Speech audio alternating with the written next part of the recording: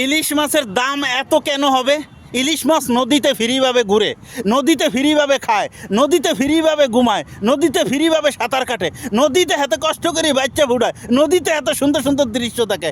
আর ওগুন জেলেরা আনি আকাশের উপরে দাম উঠাই দেয়। হ্যাঁ, সিন্ডিকেট মারানের ভিতরা।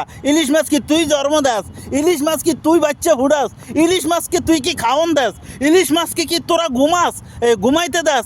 ইলিশ মাছকে কি তোরা সাঁতার কাটা শিখাস? ইলিশ মাছ নিজে নিজে জীবনের সব কিছু শিখি বড়ই দৌড়াদৌড়ি করি, তারা বাচ্চা দেয়। আর সেই বাচ্চা সহ ইলিশ মাছ সহ বড়টাকে আনি বাজারে দাম উঠাই দেয়। হ্যাঁ, 2000 2500 টিয়ার নিচে ইলিশ মাছ নাই। আলার ভালারা ইলিশ মাছ কি তোরা জন্ম দাস রে নদীতে? হ্যাঁ, আমগো দেশের ইলিশ মাছ আমরা খাইতারি না। আলার ভালারা ইলিশ মাছের দিকে চাইলেও বাজারে গেলেও ইলিশ মাছ হাত করি কি চোখ বড় করি বলে যে হ্যাঁ টাকা আনছোস নি, টাকা আনছোস নি।